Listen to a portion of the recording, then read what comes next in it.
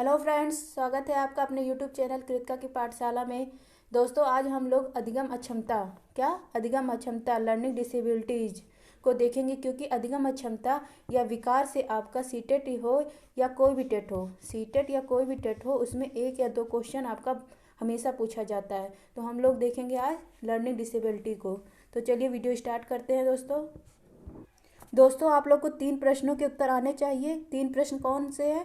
अधिगम अक्षमता क्या है, अधिगम अक्षमता क्या है, अधिगम अक्षमता क्यों होती है, अधिगम अक्षमता क्यों होती है, और तीसरा है अधिगम अक्षमता कैसे दूर करें, अधिगम अक्षमता कैसे दूर करें। तो आपका पहला क्वेश्चन क्या है? अधिगम अक्षमता क्या है। तो अधिगम अक्षमता क्या है? वे बच्चे जिनको किसी विशेष क्षेत्र में सीखने संबंधी समस्या होती है, वो क्या कहलाते हैं? अधिगम अक्षमता वाले बच्चे कहलाते हैं। मतलब वे बच्चे जिनको किसी विशेष क्षेत्र में सीखने संबंधी समस्या होती है, वे क्या कहलाते हैं? अधिगम अक्षमता वाले बच्चे कहलाते हैं। और दोस्तों, आपका दूसरा क्वेश्चन क्या है? दूसरा क्वेश्चन ये है कि अधिगम अक्षमता क्यों होती है, अधिगम अक्षमता आपका क्यों होता है। तो अधिगम अक्षमता का कारण वंशानुक्रम नहीं होता है। मतलब अधिगम अक्षमता का कारण वंशानुक्रम नहीं होता है, बल्कि क्या होता है? आपका वातावरण होता है अधिगम अक्षमता का कारण। इसीलिए आपका क्या होता है? अधिगम अक्षमता होती है। अब तीसरा आपका क्या है? अधिगम अक्षमता कैसे दूर करें, अधिगम अक्षमता कैसे दूर करें, मतलब लर्निंग डिसेबिलिटीज को कैसे दूर किया जाए। धैर्य व दृढ़ता से छात्रों को सीखने के लिए प्रेरित करें। किससे? धैर्य और दृढ़ता से छात्रों को सीखने के लिए प्रेरित करें। और छात्रों को कभी दंड का प्रयोग करके ना सिखाएं। मतलब छात्रों पर दंड का प्रयोग बिल्कुल ना करें। हमेशा छात्रों को धैर्य और दृढ़ता से सीखने के लिए क्या करें? प्रेरित करें। इससे बच्चों की जो अधिगम अक्षमता होती है वो दूर हो सकती है।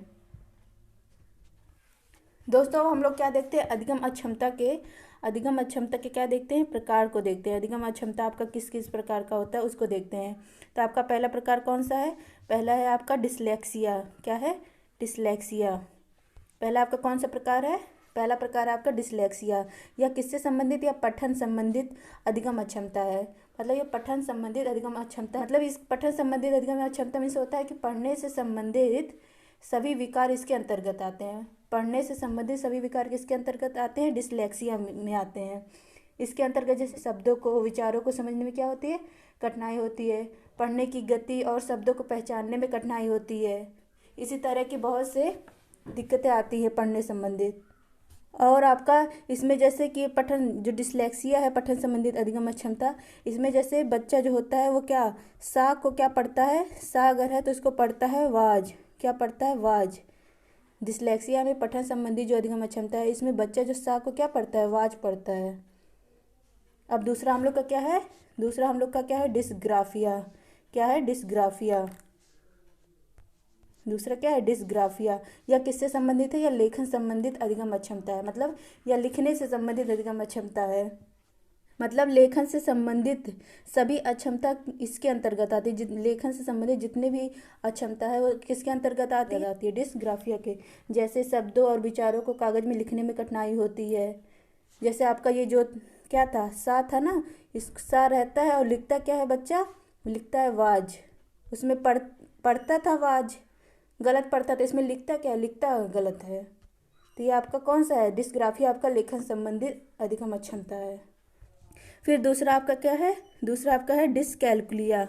डिसकैलकुलिया आपका देखिए कैलकुलेटर से संबंधित है। कैलकुलेटर में गणित, गणना संबंधित, गणित से जो संबंधित अधिगम विकार होता है वो क्या किसके अंतर्गत आता है? डिसकैलकुलिया के अंतर्गत आता है। मतलब गणित से संबंधित सभी विकार इसके अंतर्गत आते हैं। इसमें बच्चे को जोड़ने, घटाने और उसको समझने में कठिनाई होती है। उस घड़ी है, घड़ी से समय पूछा जाए, समय भी सही से नहीं बता पाता। तो मतलब गणना संबंधित जितने भी विकार होते हैं वो डिसकैलकुलिया के अंतर्गत आते हैं। और फिर आपका कौन सा है दोस्तों? आपका नेक्स्ट क्या है? डिस्प्रैक्सिया। शरीर के अंगों में समन्वय संबंधित जो विकार होते हैं वो किसके अंतर्गत आते हैं? डिस्प्रैक्सिया के अंतर्गत। शरीर के अंगों में समन्वय संबंधित मतलब सभी शरीर की शारीरिक क्रियाओं से संबंधित सभी अक्षमता किसके अंतर्गत आती हैं? वो डिस्प्रैक्सिया के अंतर्गत आती हैं। ना बच्चा सही से दौड़ पाता है, ना कूदता है, ना सही चढ़ पाता है। ये सब किसके अंतर्गत आती है? डिस्प्रैक्सिया। शरीर के अंगों से जितने मतलब क्रियाओं से संबंधित जितने भी अक्षमता है वो इसके अंतर्गत आती है, डिस्प्रैक्सिया। दूसरा है आपका दोस्तों क्या, दूसरा है आपका डिस्फेजिया। क्या है डिस्फेजिया, यह क्या है, पढ़कर समझने संबंधित जो अधिगम विकार होता है वो क्या, कौन सा है, डिस्फेजिया। मतलब कुछ पढ़ ले और उसको समझ में ना आए तो वह कौन सा विकार है, डिस्फेजिया। इसको वाक संबंधित भी मतलब कहते हैं अधिगम अक्षमता, और इसको भाषा संबंधित भी अधिगम अक्षमता कहते हैं। किसको, डिस्फेजिया को, मतलब पढ़कर समझने संबंधित अधिगम अक्षमता। नेक्स्ट कौन सा है आपका, अफेजिया। कौन सा है, अफेजिया। यह सुनकर समझने संबंधित, कोई चीज़ अगर सुन ले बच्चा उसको सही से समझ नहीं पाता है तो ये कौन सा अक्षमता है, अफेजिया है। सुनकर समझने संबंधित मतलब समझने संबंधित अधिगम अक्षमता। और ये नेक्स्ट कौन सा है आपका, डिस्फोनिया। डिस्फोनिया आपका जो है उच्चारण संबंधित अधिगम अक्षमता है। डिस्फोनिया आपका उच्चारण संबंधित अधिगम अक्षमता है। ये जो तीनों है आपका, ये जो आपका तीनों है, डिस्फेजिया, अफेजिया और डिस्फोनिया, ये तीनों आपका किससे संबंधित है, ये तीनों आपका भाषा संबंधित अधिगम अक्षमता है। किस क्या है, भाषा संबंधित अधिगम अक्षमता। डिस्फेजिया आपका पढ़कर समझने संबंधित है, अफेजिया आपका सुनकर समझने संबंधित अधिगम अक्षमता है, और डिस्फोनिया आपका उच्चारण संबंधित अधिगम अक्षमता है। दोस्तों आपका नेक्स्ट कौन सा है, डिस्थीमिया। कौन सा है, डिस्थीमिया। ये किससे संबंधित है, ये तनाव संबंधित अधिगम अक्षमता है। क्या है, तनाव संबंधित अधिगम अक्षमता है। डिस्थीमिया जिस व्यक्ति को हो जाता है उस व्यक्ति की मन स्थिति हमें बहुत निम्न हो जाती है, मतलब हमेशा तनाव में रहता है, कोई चीज़ हमेशा मतलब तनाव में रहता है। और नेक्स्ट आपका कौन सा है, डिस्मोर्फिया। क्या है, डिस्मोर्फिया। ये किससे संबंधित है, ये भ्रम से संबंधित है। इसमें जिसको डिस्मोर्फिया हो जाता है उसको मतलब उसको ये पता ही नहीं चलता उसका कुछ शरीर, मतलब उसको लगता है कि उसका कुछ शरीर छोटा है, कुछ शरीर मोटा है, या कुछ अपूर्ण है, उसको ऐसा भ्रम हो जाता है डिस्मोर्फिया में। तो ये था आपका अधिगम अक्षमता के प्रकार। दोस्तों एक बार हम लोग फिर से देख लेते हैं अधिगम अक्षमता के प्रकार को। तो डिसलेक्सिया आपका किससे संबंधित है, डिसलेक्सिया आपका पठन संबंधित अधिगम अक्षमता है। मतलब पढ़ने से संबंधित जो विकार है वो क्या कहलाता है, डिसलेक्सिया कहलाता है। और लेखन संबंधित जो विकार है वो क्या कहलाता है, डिसग्राफिया कहलाता है। क्या कहलाता है, डिसग्राफिया कहलाता है। और नेक्स्ट आपका कौन सा है, डिसकैलकुलिया। डिसकैलकुलिया नेक्स्ट आपका कौन सा है, डिसकैलकुलिया। ये किससे संबंधित है, गणना संबंधित विकार है। तो गणना संबंधित विकार आपका क्या कहलाता है, डिसकैलकुलिया कहलाता है। फिर नेक्स्ट आपका कौन सा है, डिस्प्रैक्सिया। क्या है, डिस्प्रैक्सिया। ये कौन सा विकार है, ये शरीर के अंगों में समन्वय संबंधित विकार है।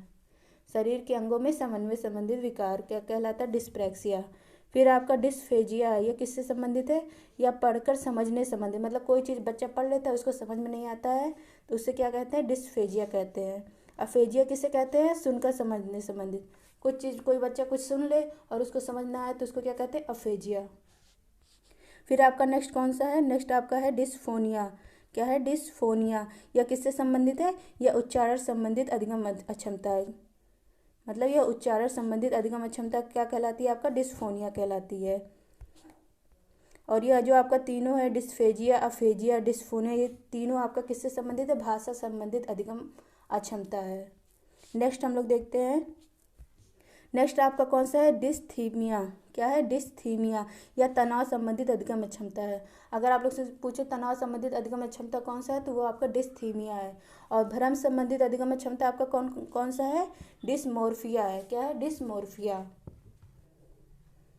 तो दोस्तों ये था आज का वीडियो। आज का वीडियो जो अधिगम अक्षमता पे, इसको आप 2-3 बार पढ़ लीजिए, आपको अच्छे से आ जाएगा। और एग्जाम में 1 से 2 क्वेश्चन इस पे जरूर पूछेंगे, और सीटेट में तो जरूर पूछता है 1 या 2 क्वेश्चन। तो आज का वीडियो यहीं समाप्त होता है। अगर वीडियो पसंद आए तो वीडियो को लाइक करें और चैनल को सब्सक्राइब करें। अंत तक देखने के लिए आप सबका बहुत बहुत धन्यवाद।